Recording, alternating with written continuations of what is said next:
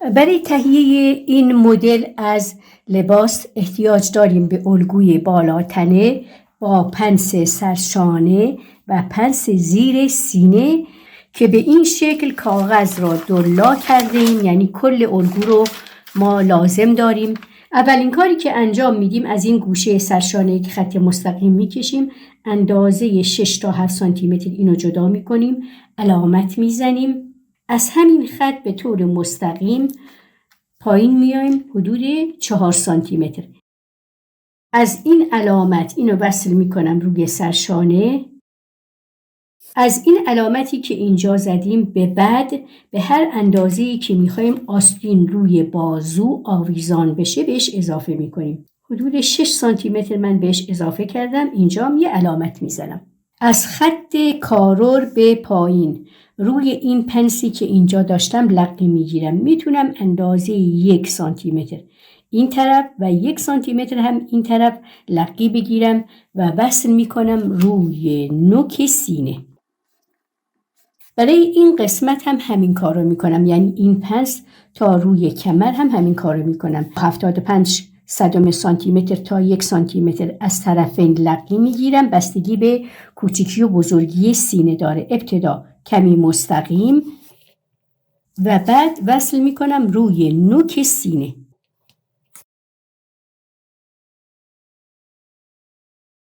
از این قسمت کارور به هر شکلی که دلخواه خودمه برای یقه و مقدار بازی یقه هم به دلخواهه که من مقدار بازی یقه را بین کارور و خط سینه قرار دادم و کمی هم شکل را هلال وصل کردم. برای این قسمتم از اینجا که لقی گرفتم تا روی این قسمت حلقه آستین یک خط مستقیم میکشم. روی این قسمت سرشانه از این گوشه تا اینجا هر چقدر که میخوام اینجا لباسم سرشانه داشته باشه. برای مثال من میخوام 5 سانتی متر اینجا داشته باشم برای سرشانه لباسم و اینو وصل میکنم روی این قسمتی که اینجا لقی گرفتم. از محل تقاطع این خط و حلقه آستین که شده این نقطه خطی عمود روی این قسمتی که قبلا اینجا علامت زدم رسم میکنم. این قسمت آستین با سرشانه. حالا برای عوضمان هایی که میخوام بدم به 3 قسمت مساوی تقسیم میکنم و خط هایی که عوضمان میخوره رو مشخص میکنم. این قسمت کلن دورریز تا روی این خط قرمز. این قسمت هم که سرشانه بود، از اینجا به بعدم که آستینه، این قسمت هم که روی بازو قرار میگیره، این که حلقه آستین لباس. برای اینکه بتونم پنس رو ببندم از کمر به پایین رو جدا میکنم و پنس رو باز میکنم. از این طرفم دوباره پنس رو باز میکنم که بتونم این پنس رو ببندم. این پنس رو میبندم. این پنس رو هم میبندم. وقتی که این پنس رو میبندم ببینید جای سینه مشخص شد.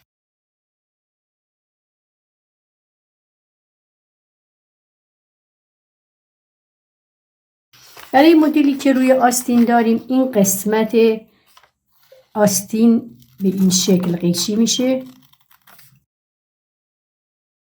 و از این خطوطی که اینجا داشتیم به دلخواه خودمون به هر میزانی که دلخواه خودمون بود اینو عوضمان میدیم.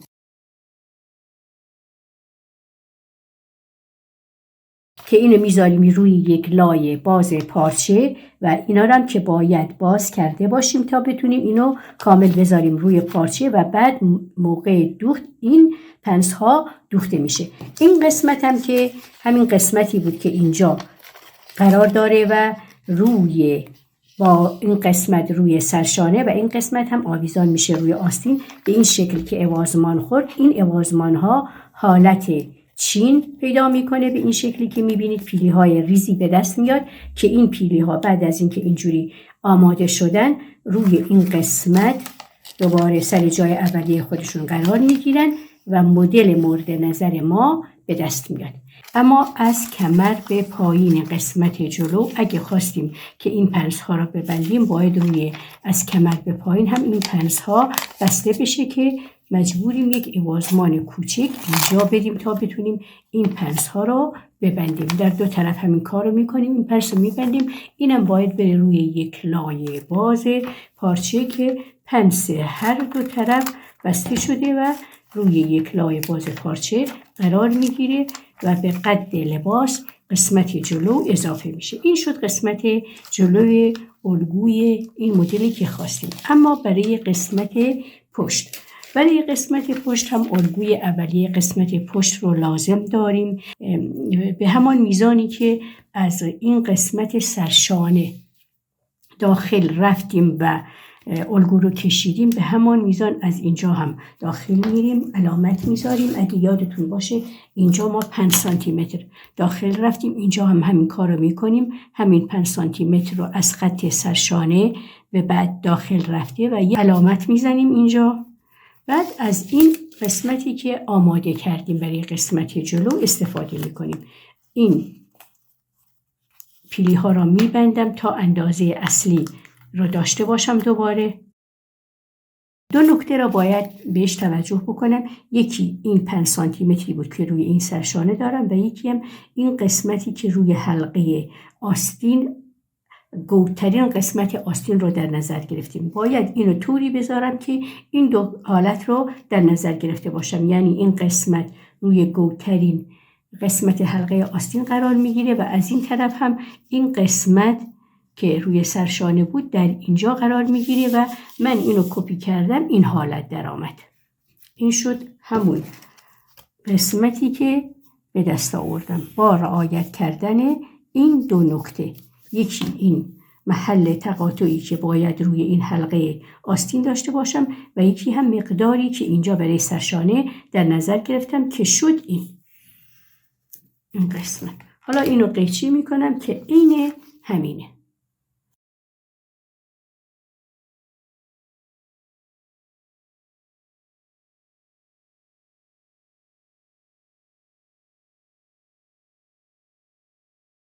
به همان حالتی که برای قسمت قبلی قسمت جلو اینجا را تقسیم بر 3 قسمت مساوی کردیم و اینو اوازمان دادیم، اینم باید همون اوازمان ها رو بخوره که همین حالت رو پیدا بکنه. پیلی های کوچیکی اینجا داشته باشیم، همین حالت رو پیدا بکنه. این از قسمت پشت که این دوتا با هم همون قسمت الگوی آستین ازشون به دست اومد. این شد الگوی آستینی که این قسمتش روی سرشانه حالت افتاده داره و از این قسمت چین میخوره به داخل این قسمتی که برش خورد. اما برای این قسمت پشت چقدر ما میخوایم یقمون حالت باز داشته باشه یا میخوایم همین حالت رو داشته باشه، دیگه این سلیقه‌ای. اگه بخوام همین حالت رو داشته باشه، این قسمت که سر جای اولیه خودش قرار میگیره فقط این تفاوت داره که اینجا 3 تا پیلی خورده و موقعی که دوباره برمیگرده سر جای اولیه‌اش به صورت پیلی در این قسمت دوخته میشه و اینم که برمیگرده سر جای اولیه خودش و به این قسمت دوخته میشه عین حلقه آستین. اگر هم خواستم که این قسمت رو گشادتر در نظر بگیرم، به هر میزانی که لازم دارم اینو قیچی میکنم. در نظر بگیرید مثلا من اینو قیچی کردم به این شکل. ببینید موقعی که این اوازمان ها سر جای پیلی هایی که اینجا داشتم سر جای خودشون قرار میگیرن، ببینید به این شکل در میاد و این قسمت سرشانه است. این قسمت حلقه گردن پشت خالی شد. قسمت پشت هم چون پنسها را در بالاتنه جلو و پشت گرفتیم، در این قسمت باید زیب بخوره و از کمر به پایین دیگه بستگی به مدلی داره که ما میخوایم آیا بهش قد رو اضافه بکنیم یا میخوایم بهش دامن وصل کنیم. دیگه بستگی داره به مدلی که میخوایم روش کار بکنیم. این شد الگوی قسمت جلو که این پنس رو بستم و این دوتا را باز کردم که موقع دوخت این دوتا دوخت میخوره. اینم که همون آستینی بود که گذاشتم روی دو لای باز پارچه برای دو طرف. پیلی هاشو که ببندم اینو میذارم سر جای خودش و هر دو را که دوختم ما بین این سجاف و الگوی اصلی که قرار بدم دیگه این دوخت مرتب و تمیز میشه و این قسمت حلقه های آستین هم دوختشو میزنم که حلقه آستین به این شکلی که امتداد پیدا میکنه ما اینجا حلقه آستین رو هم داشته باشیم.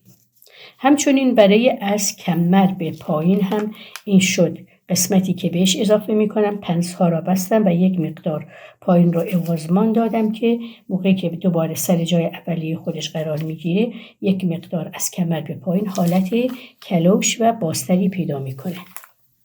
این هم قسمت پشت گذاشتم روی دو لای باز پارچه با توجه به اینکه ما پنس داشتیم روی قسمت جلو و اگه خواستیم این پنس رو هم میتونیم ببندیم. اینجا رو هم که ازش پنس گرفتیم پس این قسمت باید زیب دوخته بشه. آستین را هم که گذاشتم روی دو لای باز پارچه موقعی که این پیلی ها را ببندم و سر جای اولیه خودش قرار بگیره سجاف پشت را هم که گذاشتم روی دو لای باز پارچه بهش دوخت میزنم و خط پهلوها رو که به هم وصل کنم لباس تکمیل میشه. اولین کار موقع دوخت پیلی های برش بالاتنه جلوه که قبلا اونها را عوضمان دادیم. هر دوی آنها را به این شکلی که میبینید دوخت زده و آماده میکنیم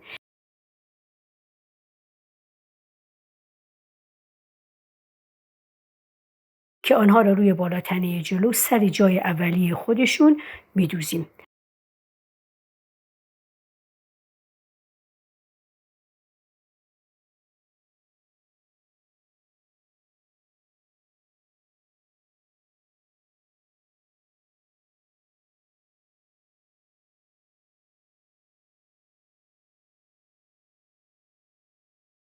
سپس سجاف این قسمت رو در وسط حلقه گردن جلو سوزن زده و دوخت اون رو به طور کامل انجام میدیم.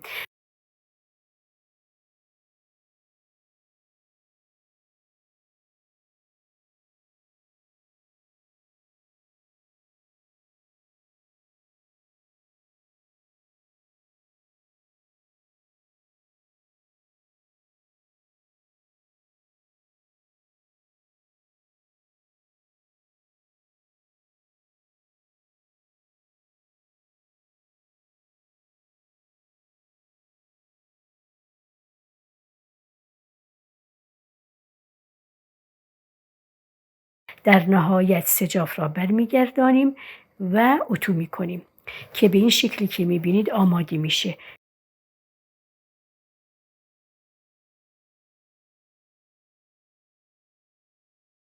پنس های زیر سینه هر دو طرف را هم دوخت میزنیم تا کمر به اندازه مورد نظر فیکس بشه. سپس قسمت از کمر به پایین رو که قبلا آماده کرده بودیم رو روی خط کمر قسمت جلو دوخت میزنیم تا بالاتنه جلو کامل بشه. کار بعدی دوخت قطعات پیلیدار در محل برش های بالاتنه پشته.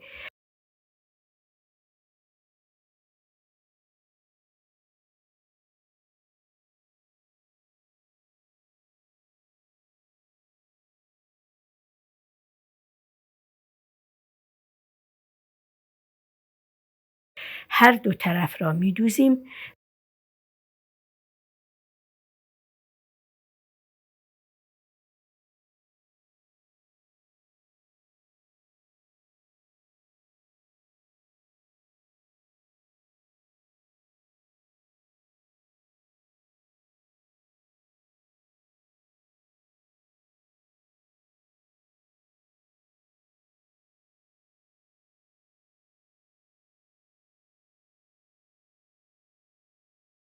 و سجاف حلقه گردن پشت را هم اضافه کرده دوخت میزنیم و برمیگردانیم.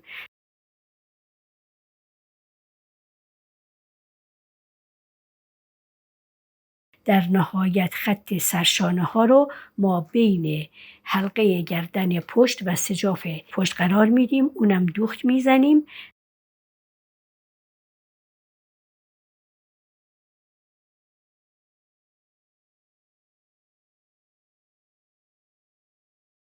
و در آخر کار خط پهلوها را دوخت زده کار تمیز دوزی و تو گذاشتن لبه ها را هم تکمیل میکنیم. به این ترتیب لباس آماده میشه.